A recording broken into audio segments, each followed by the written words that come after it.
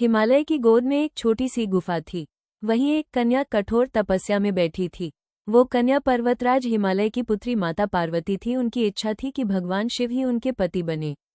लेकिन शिव को पाने का रास्ता आसान नहीं था। इसके लिए उन्हें ऐसा तप करना पड़ा जिसे सुनकर भी मनुष्य कांप जाए। दिन गुजरते गए, साल बीतते गए। पार्वती ने पहले फल फूल खाए, फिर सिर्फ पत्तों पर जीवन बिताया और अंत में पत्ते भी त्याग दिए। कभी बरसते पानी में बैठी रहती, कभी तपते सूरज के नीचे, कभी बर्फ की ठंडी हवाओं में। उनका शरीर धीरे धीरे कृशकाय हो गया। कभी जो रंग उनका चांद सा उजला था, वो तपस्या की कठोरता से एकदम काला पड़ गया। लेकिन उनकी आंखों में बस एक ही लक्ष्य था, देवों के देव महादेव को प्राप्त करना। देवता भी उनकी इस तपस्या को देखकर चकित थे। आखिरकार भगवान शिव प्रकट हुए। उन्होंने पार्वती से कहा, हे देवी, तुम्हारी तपस्या ने मुझे प्रसन्न कर दिया है। मैं तुम्हें पत्नी रूप में स्वीकार करता हूँ। ये सुनकर पार्वती की तपस्या सफल हो गई। लेकिन शिव ने देखा कि उनकी तपस्या ने उनके तन और रूप को बहुत कष्ट पहुंचाया है। तभी उन्होंने गंगा को आदेश दिया कि वो अपने निर्मल जल से पार्वती को स्नान कराए।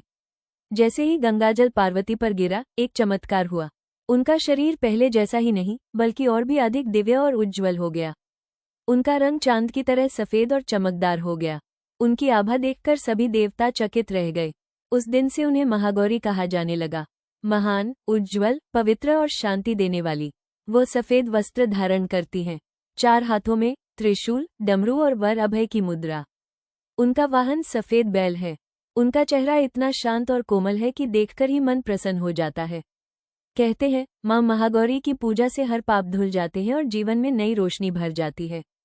गृहस्थ जीवन की हर समस्या दूर होती है और घर में सुख शांति आती है। इसीलिए नवरात्रि की अष्टमी पर उनकी विशेष पूजा होती है। जानकारी पसंद आई हो तो वीडियो को सब्सक्राइब और शेयर करें।